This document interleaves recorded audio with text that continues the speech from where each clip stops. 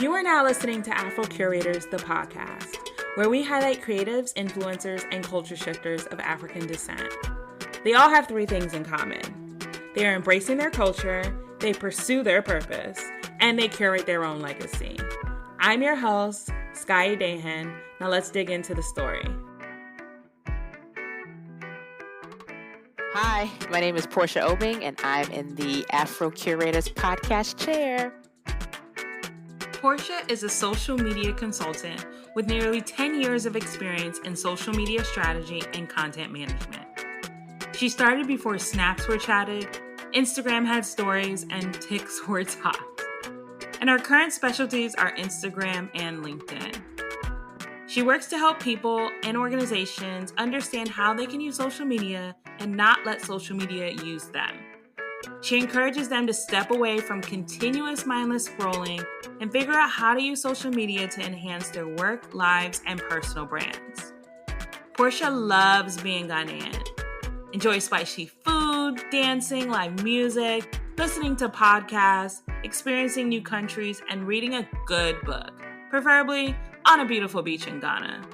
I am so excited for y'all to hear her story. All right, so Portia, I'm so excited to have you in the chair today. Through our interactions previously, you're really killing it in the social media game. Thank and you. Also just really living authentically through yourself. And so again, super excited to have you in the chair, and I can't wait to introduce you to the audience. And so we're gonna just dive right in. Can you tell me a little bit about yourself? Sure thing. Thank you for having me. I'm excited to You're so be welcome. here. My name is Portia Obeng. I'm 100% Ghanaian. I was born in the Hey. States, though. I try to not, I'm not that cool because I wasn't born in Ghana. But yeah, I was born in the States. All right. And I am a marketing and communications professional. As you know, my specialty is in social media, and then more specifically, LinkedIn and Instagram. And then even more specifically, I typically try to work with entrepreneurs and small business owners, mostly women, Black women, and women of color. In terms of my full-time stuff, I've worked with companies and organizations planning, managing their social media accounts. And I do all of them, the Facebooks, Twitter, LinkedIn, Instagram, but it's my preference to not be on Facebook or Twitter because it's the ghetto. So I like to stay away from those things. Studied marketing in undergrad, had various different jobs, and here I am today. Wow. All right. I love that. And we're going to dive a little bit more into the nitty gritty of the tips you're going to share around LinkedIn and Instagram. But before we do that, really, truly a part of this podcast is to highlight amazing creatives like yourself of African descent. And so can you tell us a little bit about what it's like growing up 100% Ghanaian that also was born in the US, right? Like tell us a little bit more about that experience and actually when you realized you were African. Great question. I didn't actually know I was different until I went to kindergarten. So my dad, of course, came to the States on an academic scholarship. We lived in a variety of different places as he was pursuing his PhD. And we landed in Dallas, Texas, which in the 90s, it's very white place to be. I didn't know I was different till I went to kindergarten and they were calling me African girl. And it's like today things are not that great, to be a Black person in America, but it's much better than when I was going to school because that experience of people making fun of me and calling me African girl, I stopped learning the language, which as a child, you just want to be the same and fit in. But I feel like a child now, because there's so much more embracing of international backgrounds and diverse backgrounds, I feel like a child now would not face as much scrutiny. And there would probably be another African kid somewhere because we're everywhere now. And so that's when I realized that I was different. But like our household, full of laughter, full of love. My mother is hilarious. My dad is very funny as well. Lots of dancing, lots of music, lots of delicious food, lots of praying, lots of God and Jesus. Just a nice upbringing where our parents just strive to give us everything that they didn't have. That's why they came to the States, to build a better life for their kids. So it was a very nice upbringing in our household. Wow. It sounds like y'all had a good time, had parties parties and stuff. So sounds like my upbringing as well. So thinking about, right, like your parents came here on an academic scholarship and they created this life for you. Have you yourself decided to venture to Ghana? Have you been back to the continent at all? Kind of share a little bit more about your thoughts on that.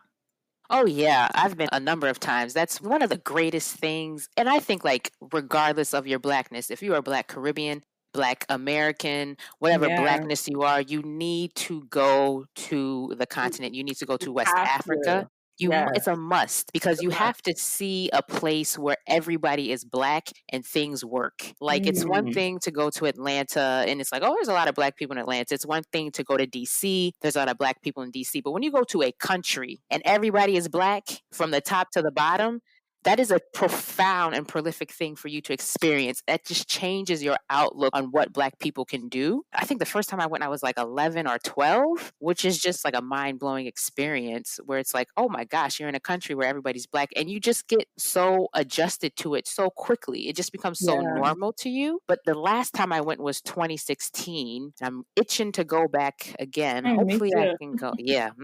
Hopefully I can go. By God's grace, I can go next year. It's just a wonderful place to be. Just like the people, in terms of money, that people aren't very rich a lot of the times, but people are very happy. They live in communal societies. People take care of each other's. Family is important. Friends are important. It's just a beautiful energy to be in. And I love it.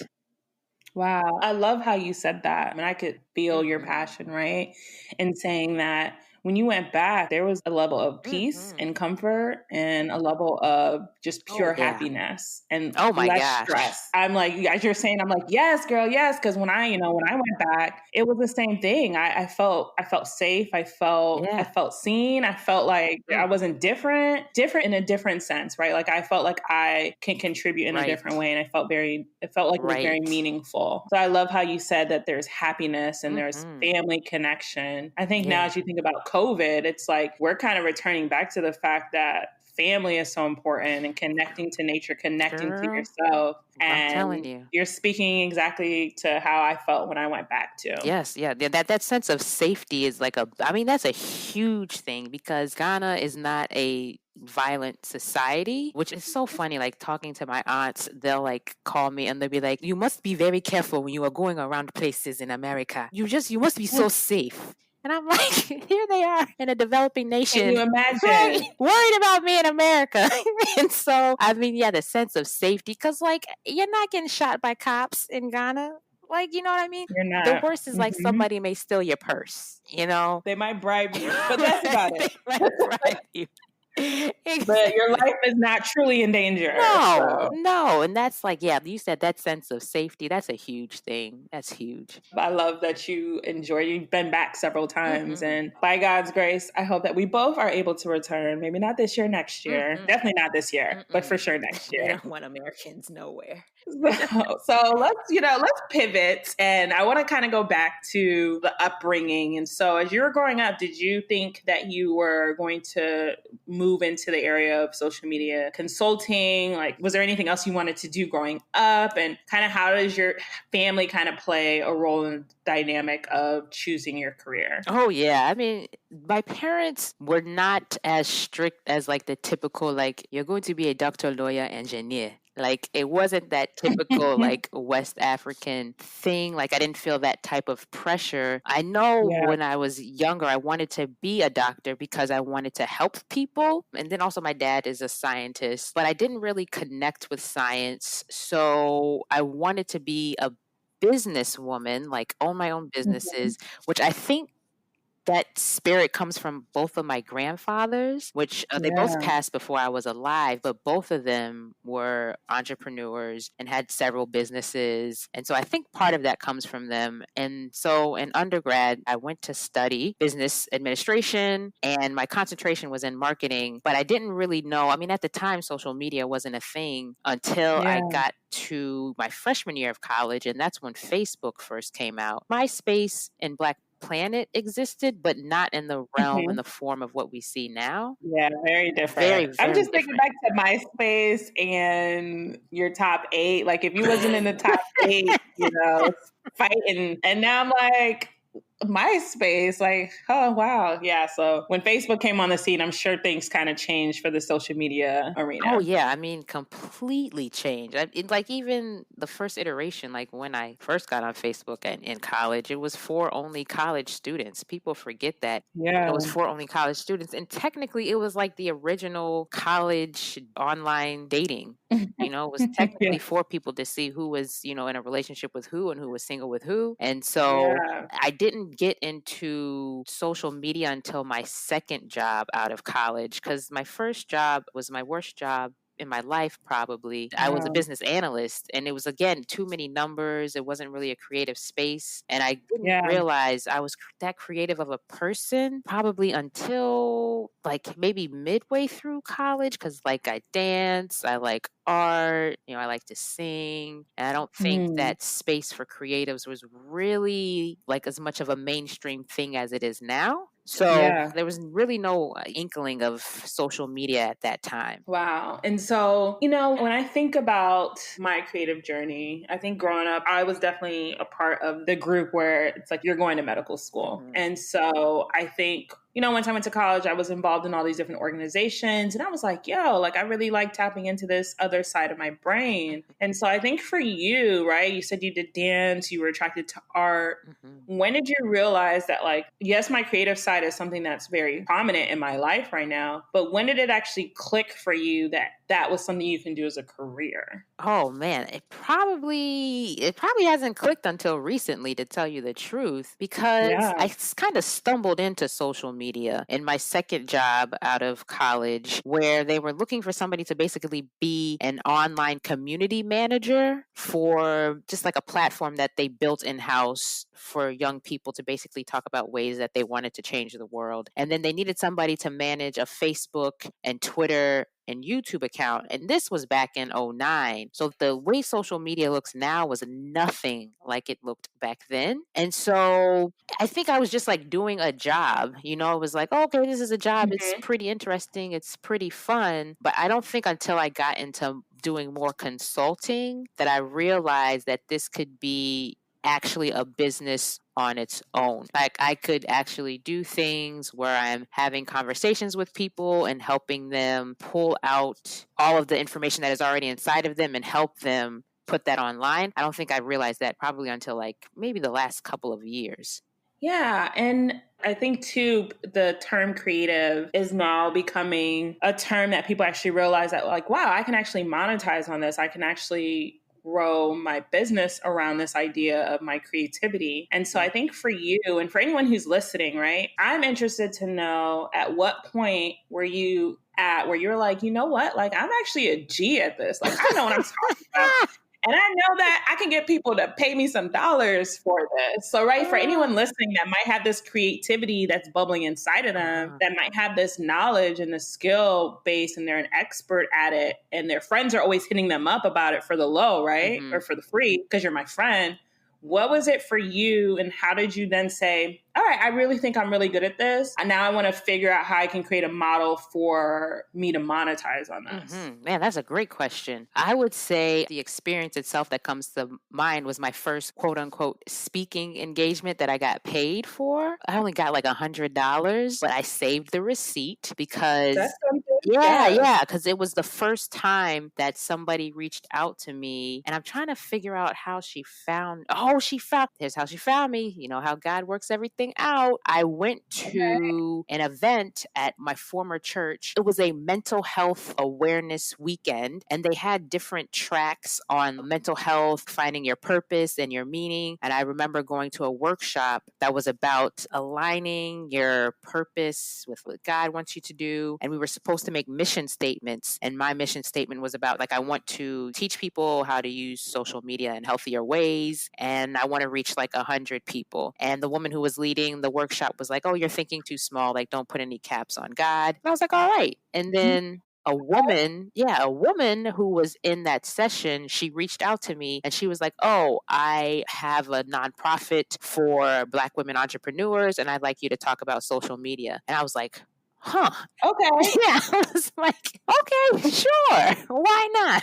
What do you want me to say? What do you want me to do? But then I thought back to my job, all the times that I've done presentations, like at staff meetings. We had this bi-weekly meeting where I would talk about different social media topics. I've presented about social media at conferences. And for some reason, it wasn't until that moment when somebody reached out to me and was like, oh, I'd like you to speak at this thing. I was like, oh, okay, maybe I can actually charge people. And I believe that was 3 years ago. Wow. Yeah, it took somebody reaching out to me wanting to pay me for me to realize, because people reach out to me and ask questions all the time. Or like, you can speak at a conference for free all the time. But when somebody wanted to pay me for my expertise, I was like, okay, we got something now. And I think that's a pivotal moment for you, because what that person truly did for you is unlock this earning potential within yourself that you truly didn't realize. Like, right, you're giving it as a gift, you're operating within your talent and your skill set. But then when someone's like, hey, I'm willing to pay for this service because you provide value, I've seen you provide value. And so now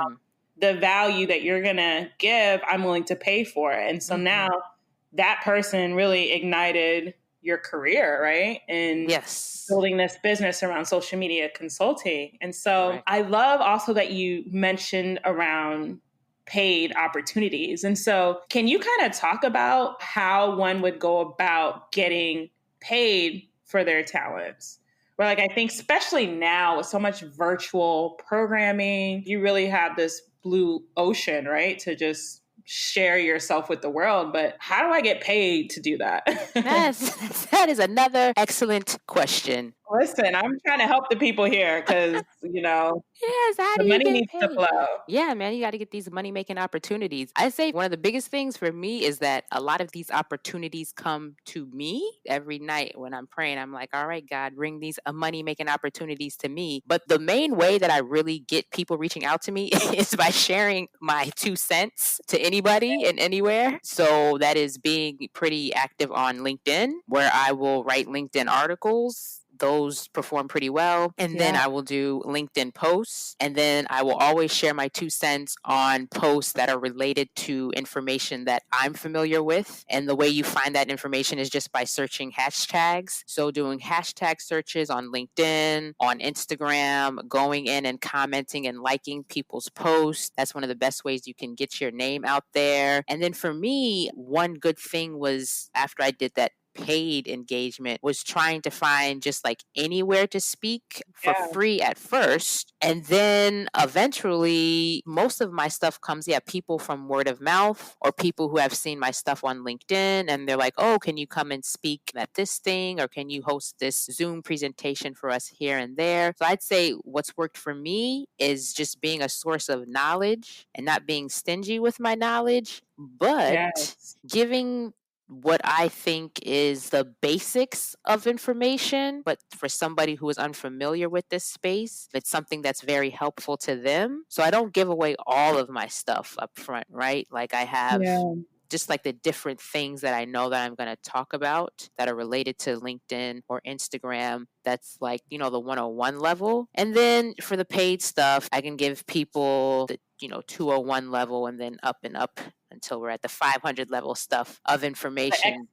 The expert. the expert information. But I would say also another thing to do is to just go on Indeed or Glassdoor and see if there are any organizations that are looking for people to be instructors. So there's a lot of various online instructor opportunities right now. That's another way to just to just get your name out there, to build your name up. There are things like speaker series, like people who are looking for experts in whatever field you're in to speak on a topic as a part of their speaker series. The pay may not be a lot at first, but as long as you're getting your name out there, that's what's important. And then don't think that what you have to share isn't important. So like, for example, like I said, a lot of the stuff that I think is pretty basic, it's very helpful to a lot of people. So I tell people a lot of the times, it's not really about you and how you feel. It's about the people who need your gifts and your talents and what you're going to be sharing with them. So get over yourself for a second. Come on, Portia. That is so good. Because obviously, though, you really have to let go of the ego, right? Because and you have to let go of the fear. Yes. Right? Like if you don't operate in your genius, you don't take the time to really give forth your gift in a generous way, then the abundance doesn't work. You're operating from a place of scarcity, and it's not going to come back in full fold towards you if you're not willing to just give out free game, free smoke, right? You're not willing to do that. Listen. Then that energy is not going to come back towards you. So I loved how you said that. There might be opportunities where I might have to speak and there's no payment involved, but I'm getting my name out there and I'm practicing my craft so I become the expert that gets that $10,000 gig in the future. That's right. No, that's right. No, you said it exactly. That scarcity mindset, that'll leave you just being poor and sad, because if we live in a country like in America where there is more than one billionaire, that lets you know that there's a lot of money, right? A lot.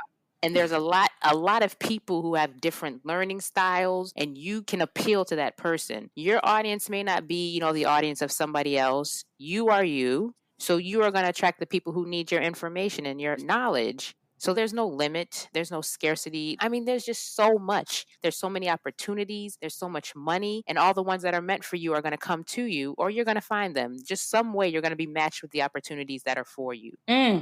I love that. Ooh, did y'all hear that, y'all? The opportunities will come. You just have to be open and willing to receive it. Okay. You got to be open. You got to have those hands open. You got to have them open. You got to walk around with the hands open, ready to receive. I love that. All right. Well, you know what? Clearly you're an expert, and I kind of want to put you up as this person who's kind of been behind the scenes a little bit of this brand called the Black Bachelorette. Oh, yeah. It has 103,000 followers as of today. I would just love to talk about how that even came about and, how you grew that following and how quickly you grew that following to over 100,000 beautiful people that want to see Black women getting engaged, right? Blacks. It's for the Blacks.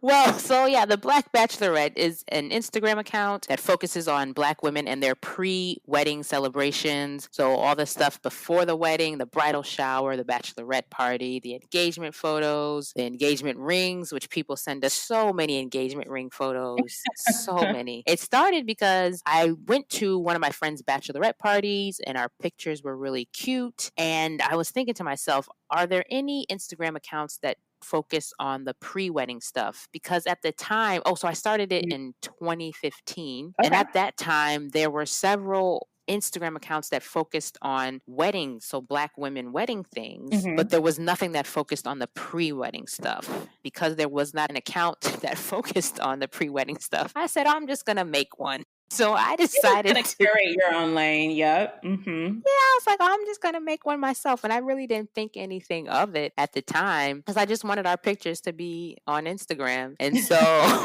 I created the account and then I said, I need to get pictures from other people. So I was like, people can get featured on our account by using hashtag the Black Bachelorette in their photos. So everything that we post is basically user generated content. So other people post their bridal showers, their bachelorette parties, or they direct message them to us and then screenshot them, crop them, and then upload them to the account. And at the time when I made the account, there was a lot of stigma around Black women in marriage and these lies of studies that were coming out. Every time I just think about the lies and the propaganda. Tell us some of the lies. What were some of the lies? So at the time, there was a lot of information that's saying there's a crisis of Black women not getting married, of Black women are the last to be picked in online dating apps or whatever. Well, the thing is a lot of these are culturally skewed, they're biased. And a lot of the studies are done looking at women below the age of 35. But when you look at Black women 35 and above, the percentage of marriage significantly increases. And we all know, like, Black women age so beautifully. Yes, we do. Right? You could be 54 and be on your first marriage and look 36. So, right? So a lot of these lies were out here, and it can be very discouraging. I just wanted to create a very safe space for Black women to be celebrated. And at the time, this was before Facebook came in and destroyed Instagram. It was a place where you could get a lot of great organic growth. Yeah. Oh my gosh. When I first started the account, one of my friends, she was actually helping me on it, and we would post 8 times a day. This was back when it was still in chronological order. We could get easily 1,000 new followers a week like it was nothing, which is unheard of nowadays. And the way we built that following when we first started, it was the consistent posting. I tell people all the time for social, it is the consistent posting and posting what your people want to see, right?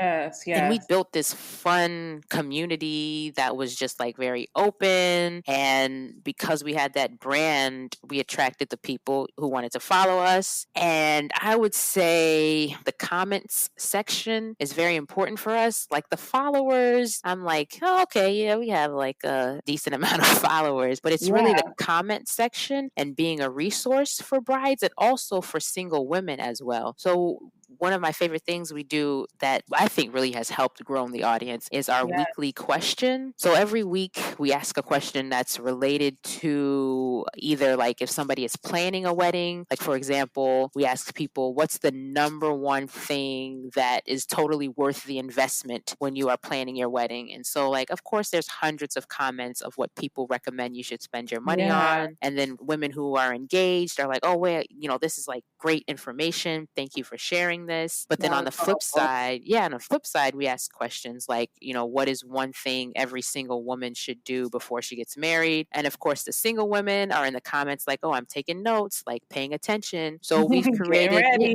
getting ready.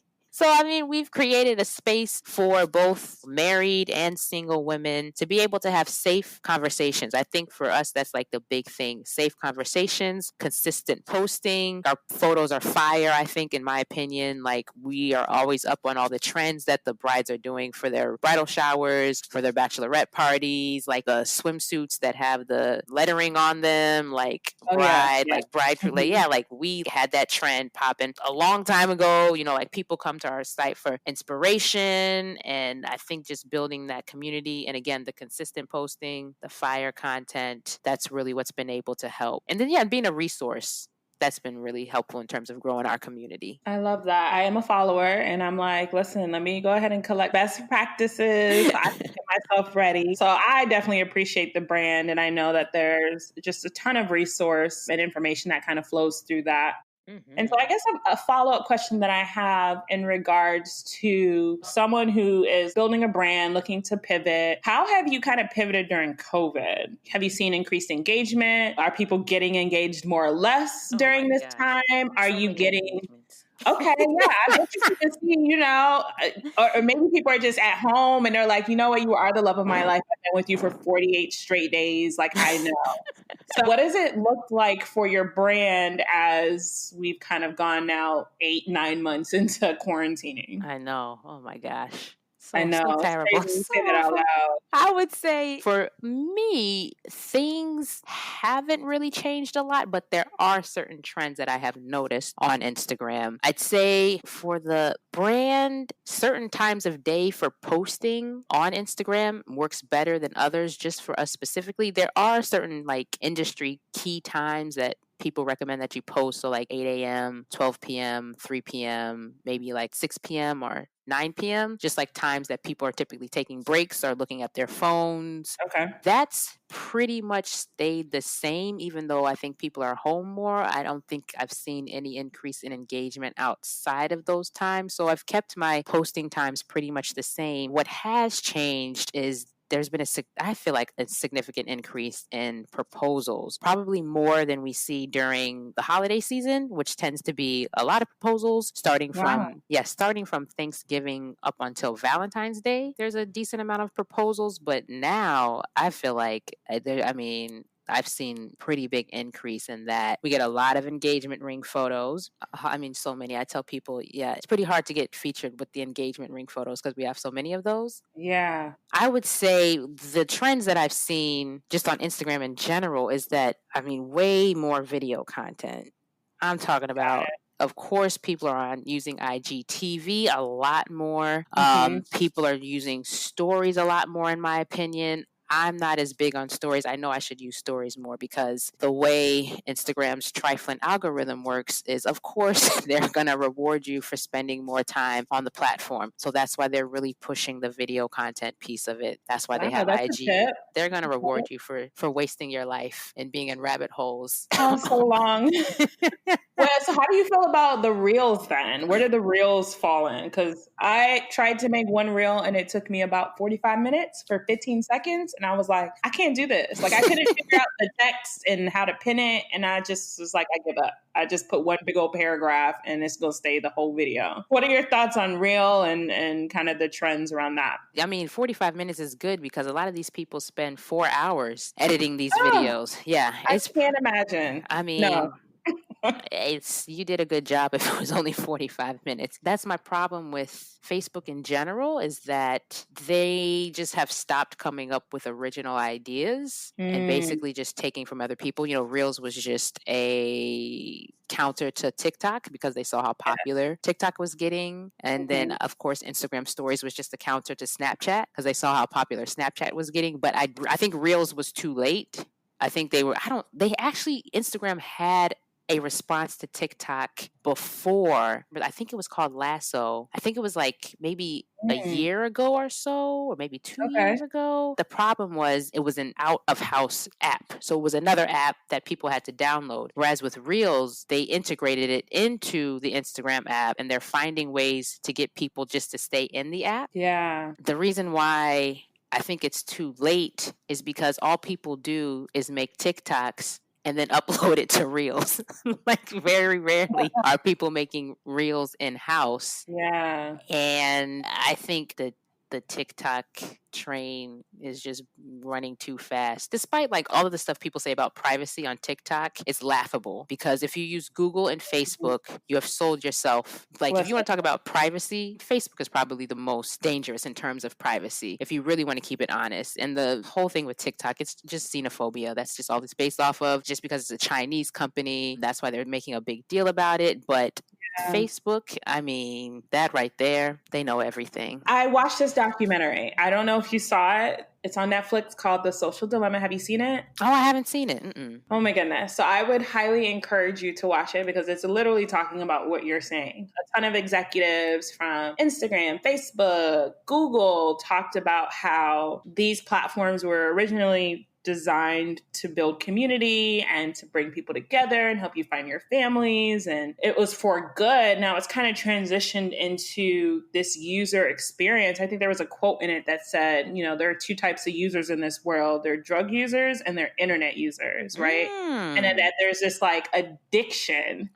to social media. And I like found the statistic that there's about 4.5 billion people who are using the internet worldwide and about 4 billion users on social media. And with your platform, you kind of talk about how social media, you should not let it use you and you should be intentional about how much time you're putting into it. So can you kind of talk about how does one maintain their mental wellness and how do they use these platforms safely? So when their like identity doesn't get stolen, they're not completely consumed with social media for 8 hours a day. Like, I'd love to hear your thoughts on this.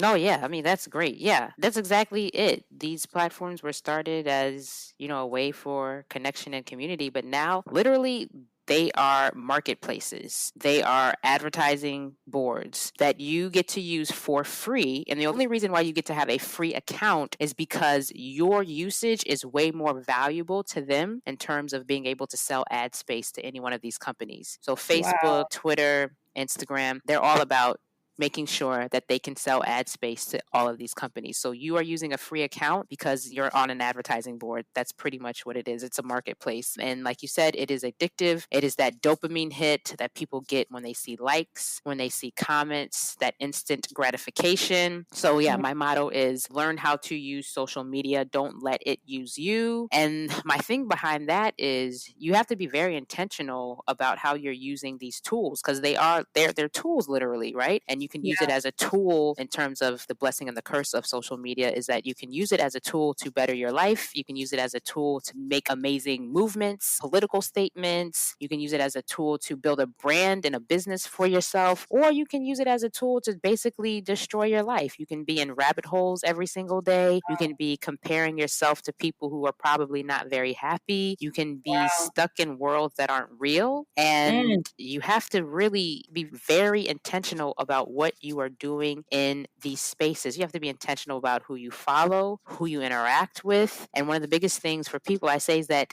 a little bit goes a long way on a lot of these accounts. People would be surprised that even though my LinkedIn presence is pretty good, I probably only spend about 15 minutes a day on LinkedIn. And that's like on a timer. I tell people, get yourself, use your phone timer. Use your screen time timer and just time yourself on how much you're going to spend on any different platform, because then you're going to be more productive. So when I'm on LinkedIn, I'm like, all right, I got to make these comments, or maybe I want to do a post, then I'm in and I'm out. And that's pretty much it. I probably spend more time responding to messages from people than I do being on a feed and scrolling. And then for the Black Bachelorette, I try to, like on a good day, if it's a good day, I'll try to do like an hour a day if I'm lucky. And that hour is mostly spent responding to direct messages, when I should be curating the hashtag more frequently and liking and commenting on people's photos. I'm very intentional. I tell people I'm not trying to be on social media unless I'm getting paid. If I'm not making money, I'm not trying to be on there. It's not a good use of my time. So you have to think for yourself, what am I going to get the most out of in terms of the time that I'm using on these platforms? Because I'm not going to let Facebook use me. I'm going to use it for my benefit. I'm going to use it to get what I want, whatever goal I'm trying to reach, whatever I'm trying to do, I'm going to use it to my benefit. And then what you really should be doing is getting your people off of these platforms, because if Instagram dies tomorrow, what are you going to do? Where are they going to go? Where are they going to go? How do I take them off? How do I get them off onto my platform? You need to get these people on your email list. You need the new thing is getting people on your texting list. I don't know if you've seen, like, a lot of celebrities have been doing it too. I have seen that. Yeah, if you can get people on your texting list so you can get their phone numbers, send them messages. You need to get people to download, if you make a worksheet, get people to download a worksheet, a checklist, an ebook, do a webinar. Like, these are all ways that you can get people's email addresses, because you want to get them off of these platforms and into your spaces. Like I said, if Instagram is gone tomorrow, what are you going to do? In fact, there's probably somebody in the hood right now with 250 Instagram followers but no money in the bank. And that's not what you want to be. That's not how you want to be. You want to get these people off of these platforms into your spaces, supporting you and helping you, you're helping them. And then there's an exchange of energy where, whether it's, you providing your knowledge and they're providing some type of compensation to you. But either way, get them off of these platforms and get them to you. Wow. I mean, I love that. Like, what would you recommend as like a really good email process? Is it creating a Google form? Is there another brand that you would recommend? Yeah, there's so many different email platforms. I currently use MailChimp. That's a good introduction one. People like to use ConvertKit. Basically, you can just go online and search for the email platforms that are good for you based on where you are in your business. So if you want to spend, $0 a month on your email platform, or if you want to spend $50 a month, there's one for you. There's just so many different options. I don't know as much about how people get on the texting lists, but I do know that it is a capability that some of the people that I follow, like some of the coaches that I follow online, they are now doing the texting thing. That's something that I would recommend that you look into. And the way that you build that list is by putting that link everywhere to sign up on your list. Put it in your Instagram bio. Whenever you write a blog post, put it at the bottom of your blog post. Hey, stay connected connected with me through my newsletter or join my community, join my tribe, make it very exclusive, make people understand and know that they're getting some type of benefit out of being on your email list. For my email list, I share a lot of tips and tricks related to LinkedIn. So that's how I get people to sign up to my list. You can host a free webinar, which now Zoom has a lot of capabilities, especially for like your first month. You can do that. You can create a checklist that people can download, and then they have to give you their email address. You can create an ebook that people can download and give you their email address. This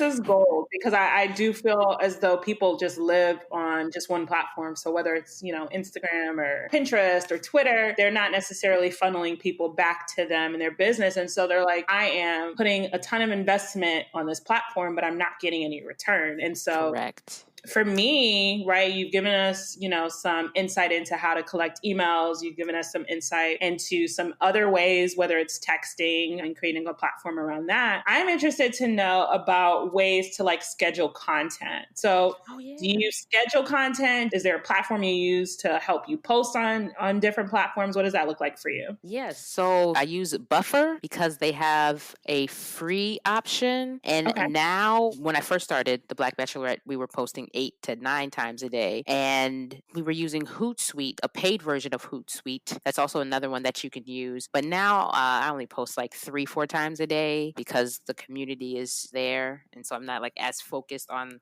the follower growth. I'm more focused on the engagement in terms of the comments and making sure and all the direct messages that I get. You manage it by yourself, or do you have a team? I have one volunteer who helps me, which she's fantastic and amazing, Tamara. She's the best ever. Shout out to Tamara. Yeah, shout out to her. Yeah. Other than that, it's just me. But it's not as much work as it was when we first started. It's not as much work at all. So yeah, use Buffer. I would recommend Hootsuite as well. But there's another one that a lot of people use called Later. That's also for scheduling. And then there's Planoly. I use Planoly just to send me reminders for when I'm going to post an Instagram story. But a lot of people like to use that because it gives you a nice preview of what all of your posts will look like once they're uploaded to Instagram, because you can upload things and leave them as unscheduled, but then it shows up in your Instagram feed, a preview of what it'll look like when you actually publish the photo. So a lot of people like that one. And in terms of time scheduling, like I said, try out some of the industry recommendations, the 8 a.m., 11 to 12 p.m., 3 p.m., 6 p.m., 9 p.m., around those times. But then try things that, are outside of those traditional times, because your audience may be, engaged at different times. And then I found that Instagram Insights is not that great when it comes to telling you the best times to post, because in Instagram Insights, they give you information about when your followers are on Instagram the most. But I found that not to be super helpful. So that's when you're actually posting on your feed in terms of, scheduling. But for stories, you can post stories whenever. It doesn't really matter. You can be on there whenever. For LinkedIn, personally, I use Buffer when I want to schedule a post on LinkedIn, especially if the idea just comes to me. And I'm like, I should schedule this for a later time. Then for LinkedIn, of course, 8 a.m., 9 a.m. is always a good time on LinkedIn to post. What about weekends? So Saturdays, I don't post anything on Instagram, because I just found that to be the least engaging day of all of the days. Sunday mornings are pretty good. So Sunday mornings between 9 and 11 a.m. And the same for LinkedIn. Sunday mornings around 9 a.m. tend to be pretty good as well. Okay. Thank you for that. That was a personal question for myself, because I'm like, do people go on LinkedIn on the weekend? I feel like that's a 9 to 5, Monday to Friday type of platform. But, it's interesting to know that maybe people do go on, they check emails before they go to work, on Monday, that it might check their professional as well. Yeah, Sundays tend to be a good day for people job searching. So they're going to get on LinkedIn, and the way with LinkedIn's algorithm, because they haven't been destroyed yet by ads, is that their algorithm is much more forgiving. So if you post something on Sunday at 9 a.m. and a couple of people like it, that post is going to continue to live on throughout the week. So you get a lot more longevity in terms of what you post on LinkedIn than you would on Instagram. So there's some things I can post on LinkedIn and people will still be finding it 2 weeks later. I think you get, in terms of organic growth, if especially if you're an entrepreneur, small business owner, I think that LinkedIn is a great place for you to just position yourself as a subject matter expert on whatever it is that you do. And again, understanding that something that is very simple to you, somebody is looking for that information. There's somebody out there who needs that information. So it's up to you to share it. Absolutely. And I love that plug that you put in there, because I truly do believe that there needs to be a lot more influencers and entrepreneurs, thought leaders on LinkedIn, because I do feel as though we tend to go towards the Instagrams and the Twitters, but it's also your professional platform as well. And so you want to build that brand. You can create a company page on LinkedIn. And so some research that I was reading as I was working on my brand, I was like, oh, I think I actually, I'm on LinkedIn with myself. And when I worked for these companies in the past, I was always pubbing the companies. I'm like, wait a minute, I'm my own company. So I also need to have a page too.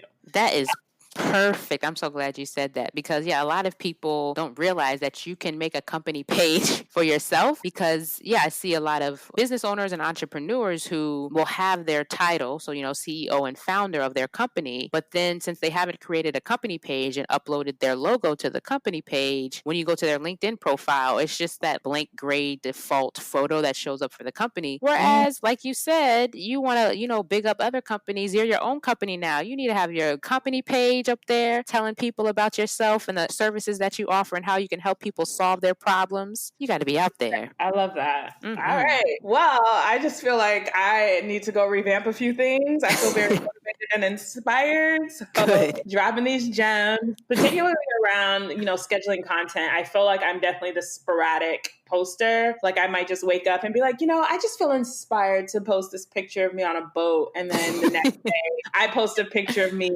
in Ireland. Like there's no consistency, there's no connection. And, I really feel like, at least from what I've been observing, is people really connect to the story and the continuity of what you're telling them.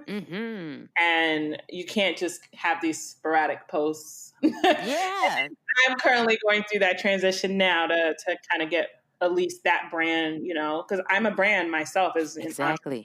And so I have to present myself as such. And so this has been really, really helpful. Yeah, I mean, you are not alone in your thoughts. I think when I work with women in particular, it's that, you have all of the magic inside of you. You have all of the juice inside of you. You have all of the information inside of you. It's just sometimes you need a little bit of help figuring out how to schedule that content, how to pull out those content pieces, and how to give people that content in bite-sized pieces. So for you, how to set up a podcast in your mind, that's easy because you've done it, right? But for somebody who's never done it, they need that information in bite-sized pieces. So you can create a 1-week series on Instagram where you post a 60-second IGTV every single day, giving people 5 things they need to know before starting a podcast. So you have all the magic inside of you. You just need to find a way to effectively communicate it and get all of those thoughts out of your head into paper. And the paper I typically recommend people do is some type of, Excel sheet that you're organizing, your thoughts. And also, you can keep it simple. You can give people the same thing every Wednesday, like I do. Every Wednesday at 3:00, people get the same thing. They get a question of the week, but they love the question of the week. So, you don't have to be all super creative and innovative. Give people the information that they need, since you have the gifts and the talents and the skills to help these people solve their problems. Give them the information that they need. Wow. Look at all those gems that were just dropped. Some amazing information that you are able to apply to your life. I hope you're motivated. I hope it moved you, and I hope that you learned something new. So with that being said, we're going to jump into our lightning round. To pay homage to the African proverb, it takes a village to raise a child, I am a firm believer in community and the magic of ensuring that we are all learning and growing together. With that being said, we will dive into our lightning round segment called, drumroll please, It Takes a Village. So for someone who knows nothing about Ghana, what would you highlight about your country? Oh, it's so amazing and wonderful. First of all, the people, the beauty of the people, the beauty of the energy. The food is amazing everywhere. Everything is organic and free range. Okay. Everything comes from the farm. It's delicious. And the beaches are so beautiful. Ooh, yes. People sometimes forget that there's beaches in Africa. And then, specifically, when we're talking about Ghana, there are some beautiful beaches there. Yes. Oh my God. I always feel like people want to go to these amazing beaches in these other continents. But, when you go to Africa, there are plenty of beaches all around the continent. So I love that you highlighted that. Yes, yes. All right. So if you can go and travel to one country outside of Ghana, where would you go and why? Tanzania, or Tanzania, as the people call it there, off the coast. Well, there's two. Well, okay, I would say, of course, Zanzibar, but then also Seychelles, because during the trifling colonization of Ghana, a lot of Ghanaians were exiled to Seychelles. And so there's a lot of Ashanti people there that I would like to go and visit as well. But of course, since I love the beach, so, Zanzibar or Seychelles would be, either. Oh my gosh, they just look so beautiful. I know I just would enjoy life so much. I'd have my own bungalow and I would just be out on the beach. Me and my future rich husband would just be out there enjoying life. Yes. Oh my goodness. Yes. Oh, I love that. All right. Zanzibar is also on my list. So I need to venture there as well. I've been to Kenya and I was like, I'm so close and I just couldn't make it. So I know. I'm going to be back though. Yes. We got time. We got time. Who are 3 people who have been the most influential to you? Jesus. Number one. That's a real important person. Yes, Jesus is number one. My family, I would group that as, people, my parents, my brothers, very influential in my life. And then probably, I would say, even though I've never met her, I would say Oprah, in terms of being a Black woman at the time growing up, seeing a Black man, I just wish she would teach a class about ownership, because if people knew her story to ownership, that I don't think people realize her owning her own studios for her talk show was probably the smartest thing she could have done in her career. I think, her path has probably been very influential to me. Why are you over here dropping some history lessons? I feel like I need to go back and do some research into her Oprah and ownership, okay? Yeah, man. Say what you want about her, but that ownership piece, that was a game changer. Yeah, wow, I love that. This is so important for creatives, just to plug that in. Girl. To own our stuff. Oh my gosh. You're just operating with this one phrase and you've been saying this one phrase forever. You need to trademark it. Figure out if you can trademark it. Say it, girl. Say it again, because these people. Legal assistance. I can go on forever about this. Girl. These people, all I can think of is On Fleek and all the money that she lost out on. Please trademark your stuff. Please. Yeah. All right. So what's one tool or resource you have used to build your business or brands? Google Docs, the whole Google suite, actually. Google Email, Google Sheets, Google Slides, everything. Wow. Yeah, I think it's also important too. With Google, well, G Suite, you can switch that over if you invest a little bit, I think per month or per year. You can kind of get that professional email too. So I love that you called that out. Oh, yeah. It's only like $20 a year for the professional email, I think. Yeah, it's not that bad. I don't remember the exact number, but it wasn't that painful to the pockets, y'all. What's one Afrobeat that is on rotation for you right now? Oh man, I listen to a lot of music. Oh my gosh. So Santi Soul, they're East African, they're Kenyan. Santi Soul has a good song called My Everything. India Irie is actually on the song. I like that song a lot. I listen to a lot of African praise, and there's a song by Gil Joe called Need Somebody. And then I listen to a lot of South African house as well. And then there's one song that I've been playing by a Nigerian artist, Nini Ola. I don't know if that's how she pronounces it, but I thought she was a South African artist, but I found out she was a Nigerian artist, and the name of the song is Omo Rapala, I think it's pronounced. All right. Your playlist is about to be popping because in the show notes, I'm going to make sure that I tag all of these songs so that you're also listening to some of the best as well. Oh, good. Yeah. I was going to say, I could keep going. I mean, I listen to, that's what I do. Like, I'm not a big TV person, but I will listen to some music. I love that. I think that's good too. It's like you're also able to multitask and do a bunch of other things that's probably productive too. It's true. It's true. Last question that I have in regards to the lightning round is, what do you think the future of Africa looks like? Oh my gosh. I love this question. First of all, people are sleeping. I don't even know if I feel like, I can share it because everybody knows. Africa has the youngest population in the world. When everybody else's populations are dying off because the populations are older, sub-Saharan Africa has the youngest population right now. In 20 years, it's a wrap. It's a wrap. It's a wrap. Okay? The continent. Girl. Like we've already seen the tip of the glimpse of it, right? The music we're going to see, the art we're going to see, the robotics, the engineering we're going to see. I just know it's going to be beautiful unless China comes and buys everything up, which we hope they don't do. We hope they don't do that. They're kind of working really quickly right now. Because, girl, they're not asleep. They see it. They see the potential. Because, this young population, these people inspired. Oh, my goodness. I just can't wait for it. I'm so excited. Wow. I love that. I'm excited, too. I feel the energy going towards the continent right now, particularly probably the last 2 years. And so it's really exciting. I feel very proud to be, Nigerian American. I love what you said about, people really just going back, and the talent that's going to come from there in the next 20 years is going to be crazy. So I love that. I love it. All this young, great talent. Well, thank you so much for dropping those gems in the lightning round. It takes a village.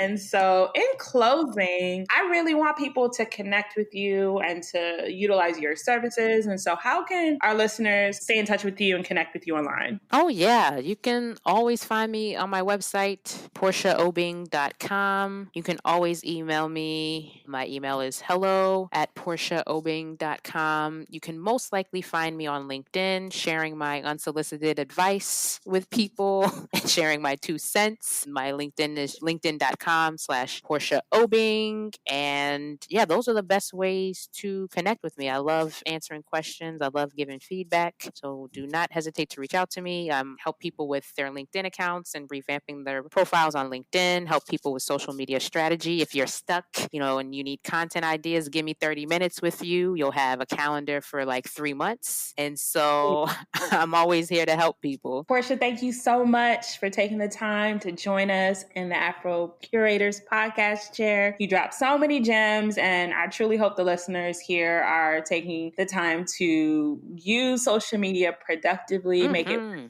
you. And, I hope that if you heard anything here that was moving to you, reach out to Portia and you get your social media game up. Yes. Portia, thank you so much. And let's keep in touch, everyone. Thank you. Thank you for having me.